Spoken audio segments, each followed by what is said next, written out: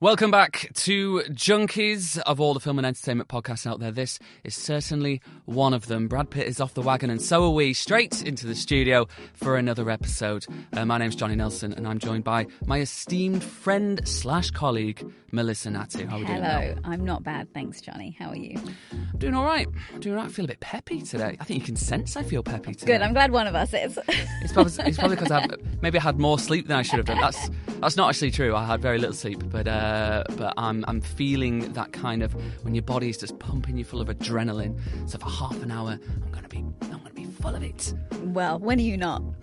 Just after this half an hour, just watch me. Just set your timer for it. Right, today we are talking about Sunny Dancer, Bella Ramsey's new film.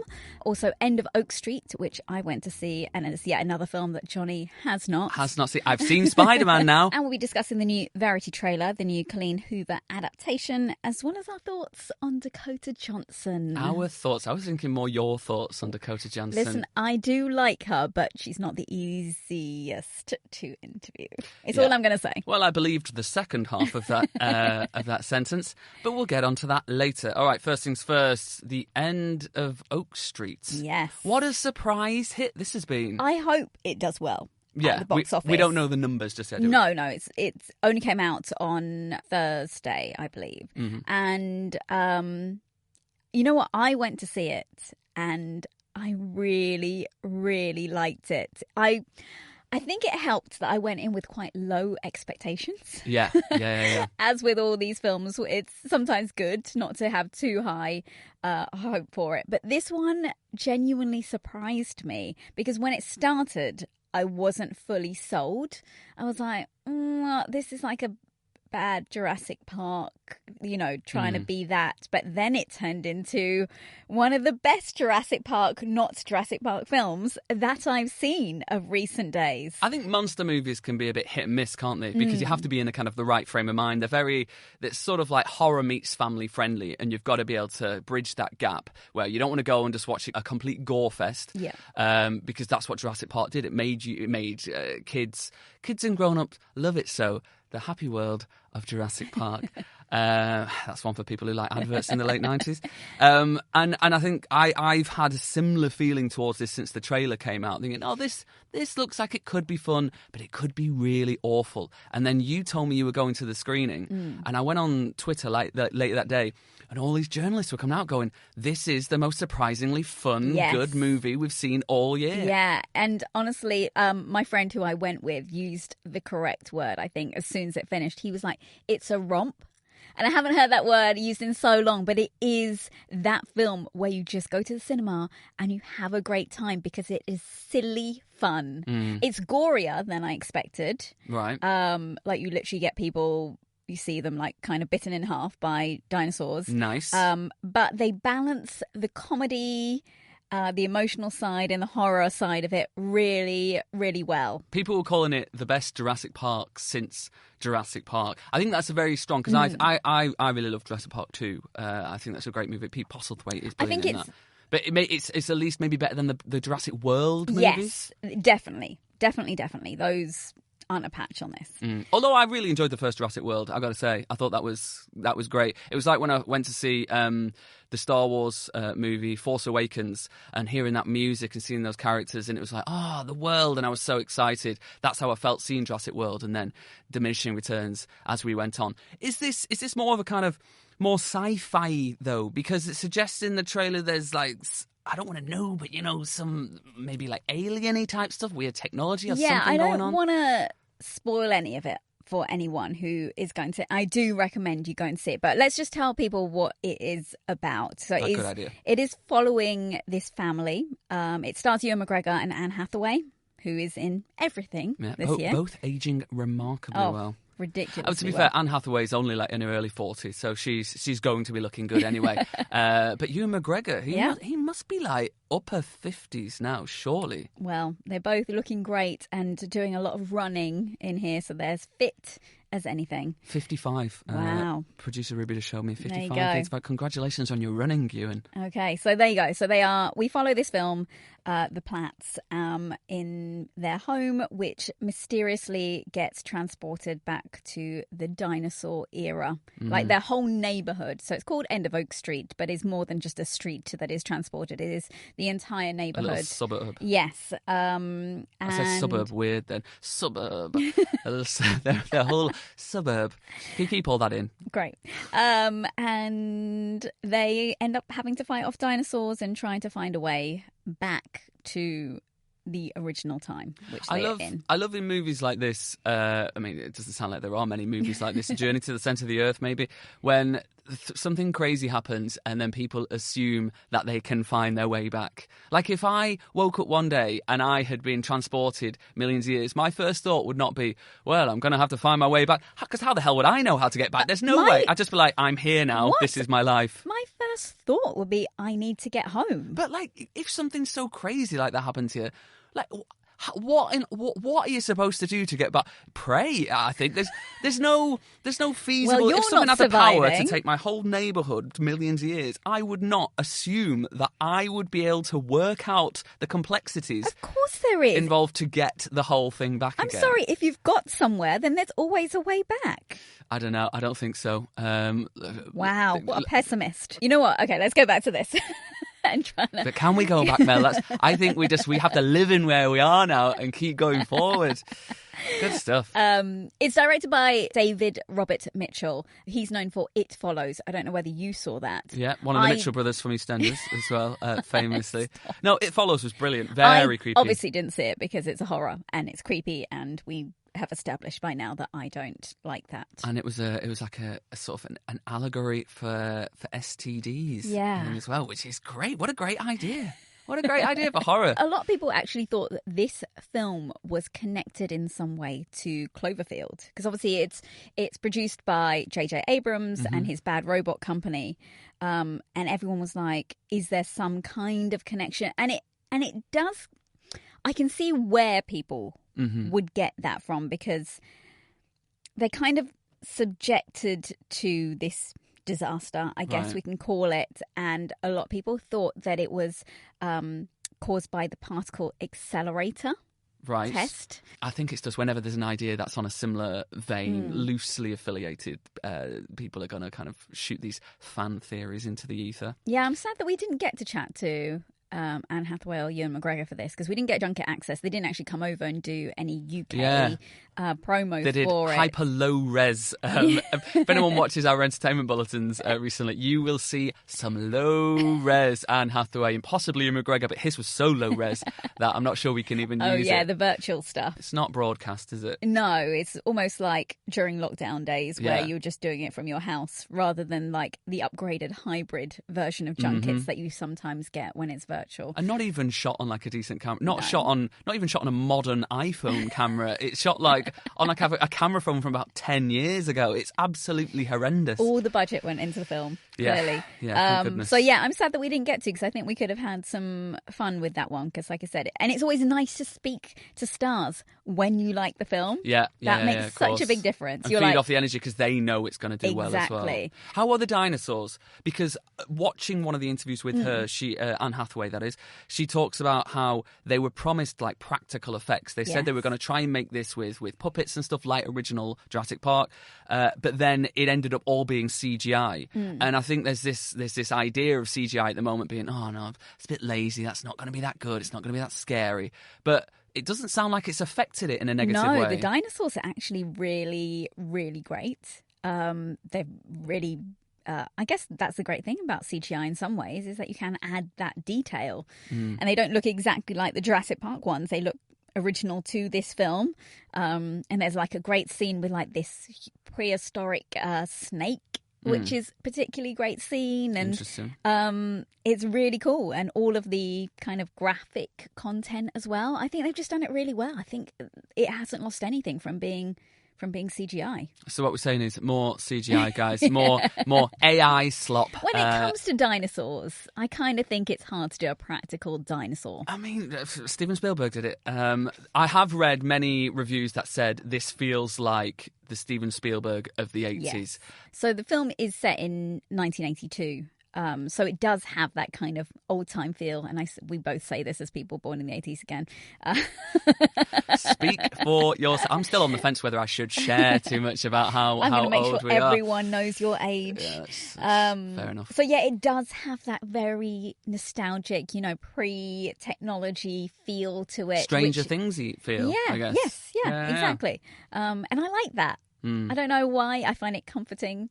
I think it's, again, we touched on this when we talked about comfort movies, kind of that nostalgia feel does feel very like warm and fuzzy in a way to us. Well, it'll be interesting to see how this does. Obviously, it's been a big Spider-Man heavy summer, Odyssey, some of these big blockbuster tent peg movies, and this is kind of snuck up on us. But word of mouth could really take it. That's what I mean. It could, but I do feel like it's kind of flying under the radar a bit. Like there's not been, like I said, they didn't come over here and do any press activity for it. The only thing we got was like Canary Wharf was like the painting. Was transformed into like a scene from the film, which was really cool. But was it enough to get on people's radar? It could be that thing where they decide to pump the money into the film and the actors, let's be honest, big actors in this, and they just go, well, we're just going to hope this builds up word of mouth. There's no point trying to compete with Spider-Man and those kind of movies, so let's just like make this an underground hit and see how long. Sometimes they don't do massive numbers straight away, but they have a really long cinema release because people keep watching it, and then of course streamers. But it sounds like something to watch on the big screen, as much as they say that every time a film comes out. Filmed for IMAX. Yeah, it's another one which I did not see in IMAX, but it was filmed for IMAX, so maybe might be worth going to see some Dinosaurs on the big screen. On the big screen. End of Oak Street is out now. Let's take a break, and then when we come back, we'll chat about Bella Ramsey's new film. Teens share everything. That may include the bacteria that can cause meningococcal disease known as meningitis. Even if your teen's been vaccinated in the past, they could still be missing meningitis vaccinations. Ask your teen's doctor or visit meningitis.com today. Sponsored by GSK. Welcome back, everybody. We're talking Sunny Dancer now. Bella Ramsey's new movie, famous from Game of Thrones and famous from The Last of Us. The Last of Us. Of course. And famous from coming on an episode, I'm pretty sure this happened, an episode of Saturday Mashup with Johnny Nelson. Years ago. Any excuse to get this damn show but in. Every time I see her, I'm like, I'm pretty sure I like gunged at Bella Ramsey. By the way, on everyone, CBBC years ago. Johnny really thought this was going to be his big break many years ago, and now he's sitting here opposite me talking about it. I wouldn't have had it any other way, and they were very lovely. And then it felt like weeks, but it might have been months afterwards, she got the role in Game of Thrones. Oh, wow. Or either she got the role or the role became much bigger, because I don't know if she appeared in an episode and then kind of just turned up and was like a much bigger character. And then it was like, holy crap, her life is about to change. And it really did. Look what she did. Well, now she's in Sunny Dancer, which is already out in cinemas. It is basically about Bella Ramsey's character Ivy, who has had cancer. And her parents make her go to what she calls chemo camp with lots of other teens who have also had cancer. And it's kind of like that kind of coming of age story and like very emotional. Summer camp, but kind of... Yes. But summer camp meets like British... You know those kind of after school places you go as a kid, and it was all a bit like... I don't know how to describe it. Low effort in a way, not incomparable to your kind of American summer camp that we see in movies. Is this a bit of a kind of a blend of those ideas? Basically, yeah, where you go and do like activities with other people, and it's like they're all like 17 and finding themselves and discovering about sex and things like that. Right, well, for a small movie, like the writer director, is it George Jacks? George Jacks, yes. He, like a very young guy, kind of up and coming. He's made a lot of like short films. Yeah, he did Black Dog. Yes, I didn't see Black Dog. Did you see Black Dog? No, I didn't see it. But he did it with Ruby Stokes as well, who is in this. Who's in this? And he actually, he'd written it with her in mind, so I was obviously keen to work with her again. So did he write like Bella Ramsey's part with her in mind? I don't know. I just... Then they had to sell the movie. Yeah, maybe. Right. But it's very well cast, though, considering for a small film with a first-time director. It's got, like, James Norton is in it. Jessica Gunning from Baby Reindeer. It's got Neil Patrick Harris. I know, from that How was I a Met Your surprise. Mother fame. Tell you who else is in it. James Blunt makes a cameo. I read that, yeah. Singing You're Beautiful, by the gosh. way. Yeah, I felt when I did read the words musical cameo, I did feel someone had just walked over my grave. I had memories of Ed Sheeran in Game of Thrones. Oh, God.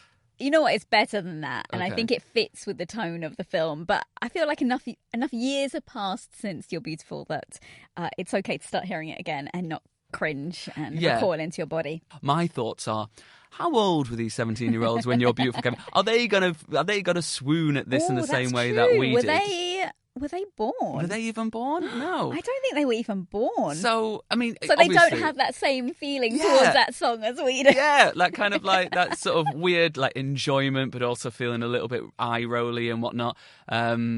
So yeah, I do feel in moments like that in films is it a bit disingenuous. But you know what? It was a great song and it all made us feel Listen, things it at went the to time. #1 for many weeks, Exactly. right? So who's to say 17-year-olds nowadays can't rediscover it and enjoy it just as much? We've digressed a little bit here, haven't we?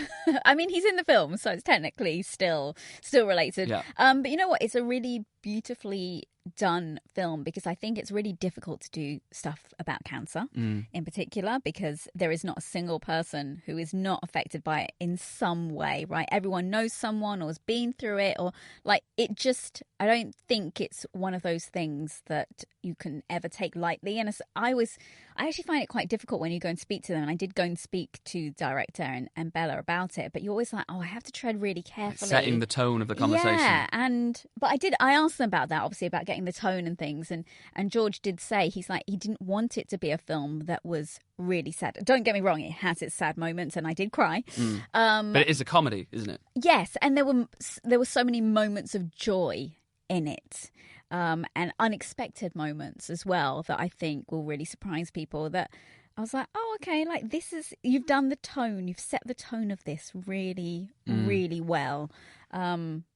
You are, I think, especially if you've known someone who has been affected by this, Which by cancer. almost everybody, unless you're really fortunate. And unless you don't have a heart, then I'm pretty sure that you are going to feel something, like some sadness in some way. How would you rate it in the pantheon of cancer comedies? I'm trying to think how many I've seen. It's like, what is it, 50-50? Right. Joseph Gordon-Levitt and Seth Rogen. Okay, that was a great movie. Me, Earl and the Dying Girl. I think I don't. I try to avoid them. Cancer comedies. Because I know I'll just cry. Yeah. Because they make me so sad. And I have been affected by knowing people who have passed away from it. And it's like, I feel like I could only watch it if I really wanted to like sob. Right. And because it made me really like I've been touched very closely by this topic, and it gets to me, so I can't actually watch too many. But of them. But it's like it's cathartic Yes. to watch, Yes. kind of to get all that stuff out of you, especially in a cinema or a screening room or at home when you're watching a movie, especially if it's on your own and it's like in a dark room and you can kind of just get it all out. Watch this one at home. It will be in cinemas, but I did watch at home, which meant I could cry in the sanctuary of my own. Have you ever cried in a press screening with people? I have, but I try really hard. Like, if I know I'm going to cry, I'll have a tissue ready and I kind of catch my tears before they fall down my face because obviously I wear makeup and then I don't want the lights to come on and you can see like streaky mascara or, you know, where my foundation has like washed away. So I try really hard. But there are some films where the lights come on and you can see everyone's eyes are a bit red. Name a movie you remember crying in a screening. Oh, A Star is Born. A Star, that was actually hard hitting at the end. Yeah, That was very sad. because I actually hadn't seen the previous iterations of it. Right, okay. So I didn't know what happened. Yeah. And my God, did I sob. And that was one where I was like, oh, I can't hold this back. So yeah, that one really got to. So I do remember crying for that one. How about you? The only time I remember properly like shedding a tear in a press screening was relatively recently. I think it was 28 years later. And it's that sounds mad, but if you watch that movie towards the end, a big theme in the film is this kid trying to get his mother to a doctor. Right. Because there's something wrong with her, and he's trying to get her to this crazy doctor played by Ralph Fiennes across this incredibly dangerous zombie-ridden land. And then at the end, it's been out for a while now, spoiler alert, she does die. They're with him, but it turns out she has got something like cancer there, and she's going to die. And Ralph Fiennes, who's seen as this kind of wide, crazy kind of guy, gives this really moving speech to this kid about life and death and about effectively what is about to happen and why it has to happen. And watching this boy kind of lose his mum, and she's been very stoic and stuff during it. Be pretty difficult. It was heartbreaking, wow. like really, really upsetting. And there wasn't many people in the screening, but it was a morning screening. Oh. And I was so exhausted, and I was there, and there was like tears coming down my face, and I was just like, and then at the end, I just kind of kept my head down, wait till everyone else had left, and then went out on my own. But it was It's weird in press screenings because, yeah, you're right. You don't want to come out with journalists and seem like you've like lost your cool. I kind of wish I'd watched A Star Is Born at home so I could have sobbed my eyes out. Because you know when it is so cathartic to just have a big cry. Mm-hmm. And I was like, maybe I need to do that again. Find something which maybe I'll watch 28 Years Later and have a big, big cry. Or if you want another cancer comedy, I would watch And a Cry.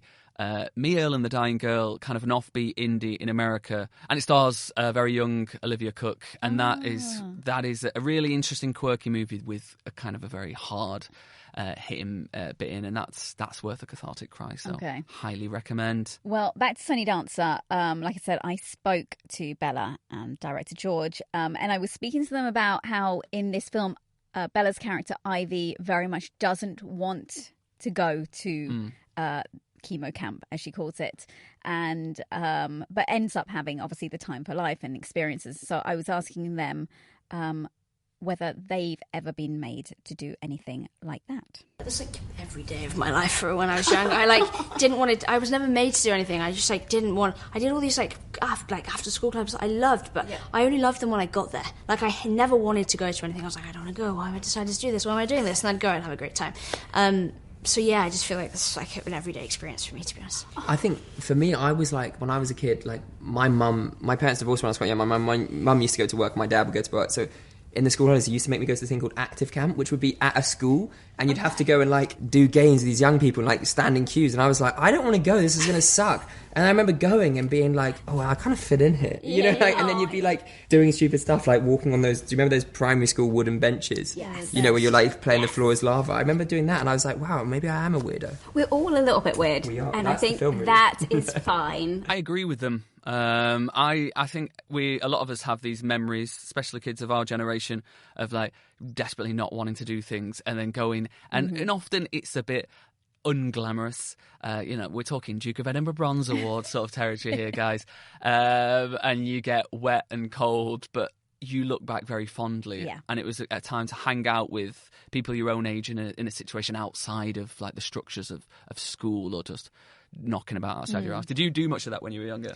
I think I wanted to do more stuff like that, but my parents were very protective of me, so didn't like me to do too much. So They didn't let me outside. They just wanted me to be at home and could see where I was. Like I really wanted to do Duke of Edinburgh Awards. Really? But obviously you had to go and like fundraise for it and do all this kind of thing, and so I didn't get to do that. What a shame. But now I've gone against everything. Now I go away by myself, and I'm the wild child. You're an adult woman, Mel. You're allowed to go away by yourself. You say that, but I don't feel like it. I feel like an adult child. Anyway, Sunny Dancer is out in cinemas now. Let's take a break, shall we?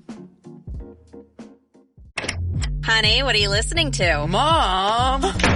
Your teen might not share everything with you, but teens share everything with each other. And certain everyday behaviors, like sharing food, drinks, or kisses, could mean sharing bacteria that can cause meningococcal disease, known as meningitis. Although meningitis is uncommon, about 1 in 10 who develop it will die. Ask your teen's doctor about missing meningitis vaccinations. Learn more at meningitis.com. Vaccination may not protect all recipients. Sponsored by GSK. Welcome back. Now, Johnny, have you seen the new trailer, or the first trailer, should I say, for Colleen Hoover's newest adaptation, Verity? Verity. I have. My first bone to pick with this is the idea of first trailers now, because I watched the quote-unquote teaser trailer for this like 2 months ago, and that was a trailer. Like I do not understand the difference between a teaser is and a about normal 30 seconds or but something, they're not. Isn't it? That's what it's supposed to be. Like, go Google after this, go on YouTube and type teaser trailer. You'll find trailers that are like 2.5 minutes in that. It's that's just not a teaser. ridiculous. That's not a teaser. But anyway, I watched the teaser trailer and then I watched the trailer. Full trailer. And it looks very interesting. Anne Hathaway's back again. I know. Anne Oh my Hathaway's God. Summer.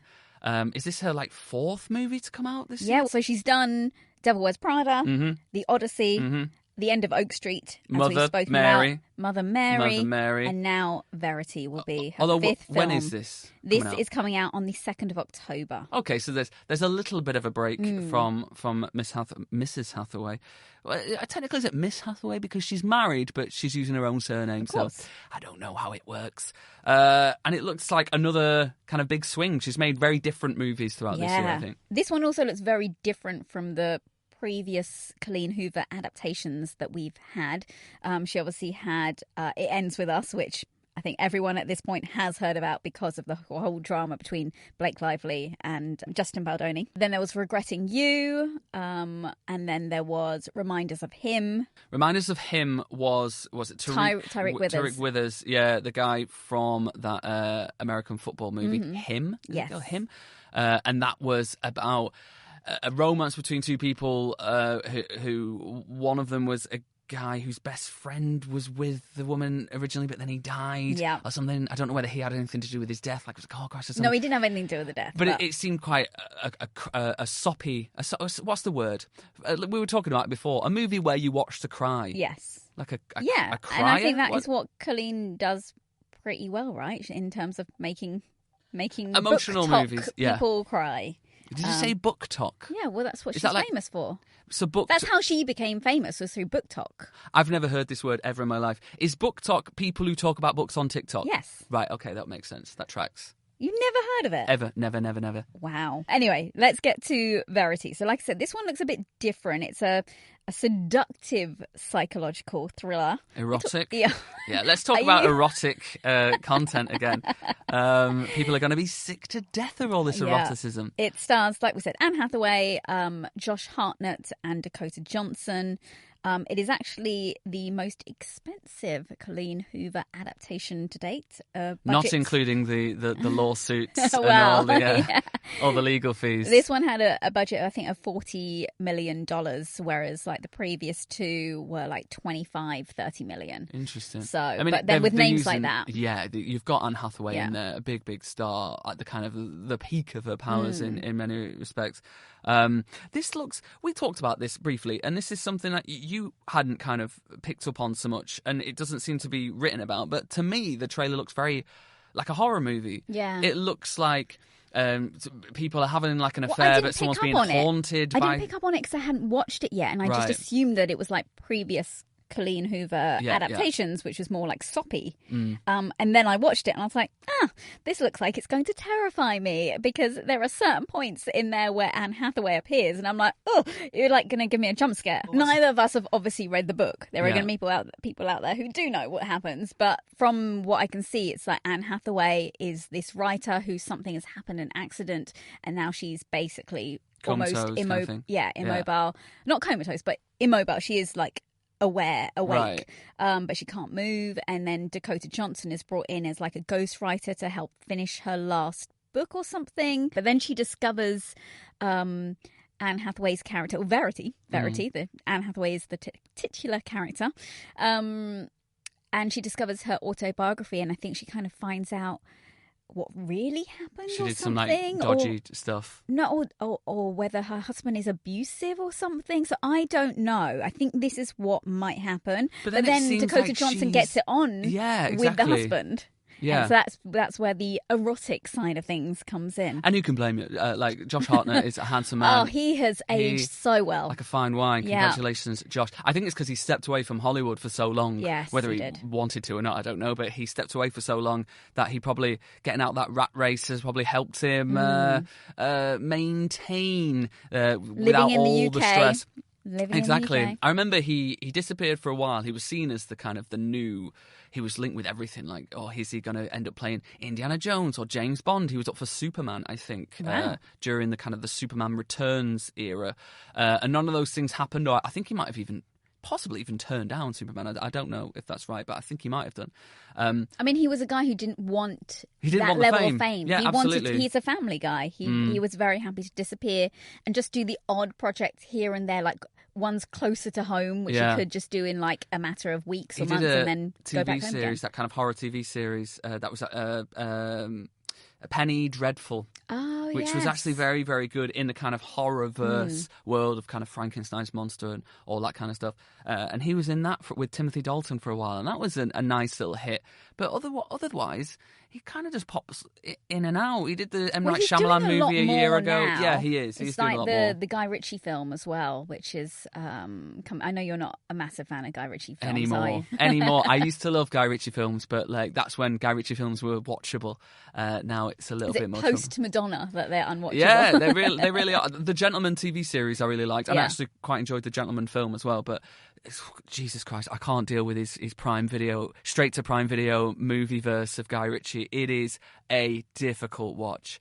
But I do like Josh Hart. I do like people working with Josh Hartnett because he's a fun actor. So Josh Hartnett is the partner. Maybe he is abusive. Whatever he is, he's getting his end away. Yeah. And co-starred by Dakota Johnson. Yeah. Who's a really interesting actress, I find. I think she makes big swings, and some of her films are absolutely terrible, and some are actually really good. I thought she was good in like Suspiria a few years back, and she's such an interesting person in the industry. Yeah. A bit of a nepo baby. She is. Yeah. Melanie Griffith's daughter. And Don Johnson. Don Johnson. Yeah. And her stepfather for many, many years being Antonio Banderas. Yes. Which is interesting. But she's kind of also an indie darling as well. Yeah, she's managed to kind of separate herself from that kind of nepo side of things a bit. Dated obviously Chris Martin for a little while as well. Yeah. But yeah, she's an interesting one. She's kind of known for like her deadpan, unfiltered interview style, very honest. But that you're not a fan of that. No, I am. I like people to be like themselves, of course. But when you're doing these press junkets, it's already a very, what's the word? Just uncomfortable, unnatural environment to be speaking to someone in. You have to make an effort. Both sides have to make an effort to readdress the awkwardness that is already in the room. Yeah, you both know what it is. And so it needs you to kind of bring your A game and to, when someone's asking you something, like to give as much as you can and vice versa. And she is one of those people who... She doesn't suffer fools, but if she doesn't like your question or something, you'll know. Like, she won't give you much. She'll give you like 1-word answers. So you have to go in with a lot of questions. Like we only get like between 3-5 minutes in a lot of these junkets. And we're used to kind of going in with loads of questions, or like enough, and then only being able to ask like 3 of them. Exactly, kind of and generally you will only get through about 3 or 4. But with Dakota, I watched back my Madam Web interview, and I was like, I'm just keep on firing questions at you because you're not giving me a huge amount. So I've spoken to her twice. Once was for the high note.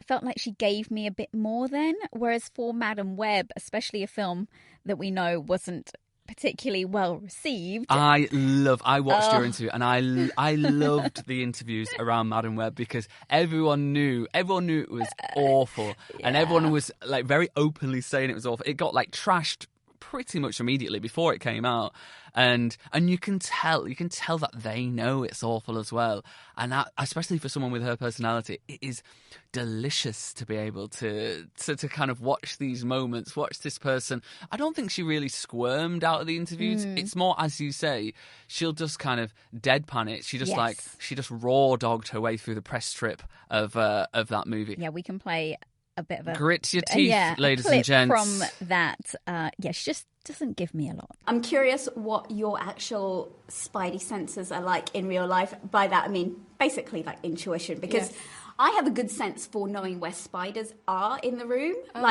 because I'm so terrified. Okay. So that's what my spidey sense tingles when like you they're have around. an actual spidey sense. Yeah. What is your spidey sense? I have a pretty strong intuition, not about spiders, but like just about anything else. Good gut instinct on things. There's so much to this movie though, like so the relationship with the girls, especially the sarcasm which you have with Ben in the film. I even turned to my friend during the film, I was like, this feels like you and me. Like I loved how relatable that was. Which part did you particularly enjoy? Working with Adam Scott was really great because he's so funny and so talented and really easy to be around and work with, and that was great. And I really wanted to like instill some levity in the film and have Cassie have a sense of humor and like a really dry sense of humor, so that he helped with that. And the banter with the girls was fun sometimes just because they're so different that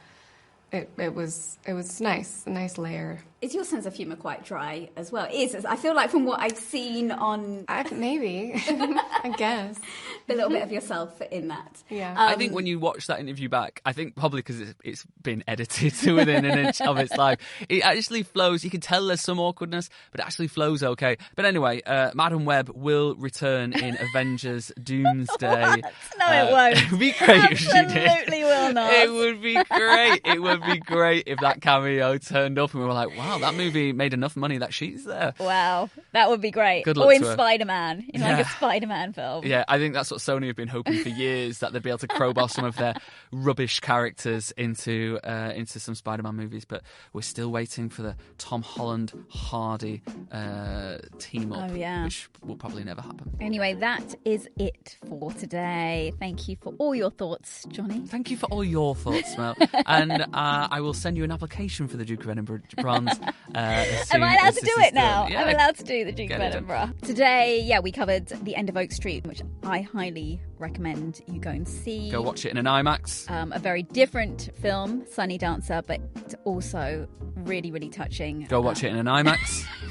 Thank you. There's nothing quite like don't watch that one. a cancer recovery comedy on the big screen. And Verity. Go and watch that one on a small laptop. That's an erotic thriller. Go watch it on a laptop in a dark room on your own. Thank you for listening. As always, make sure you like and subscribe wherever you get your podcasts.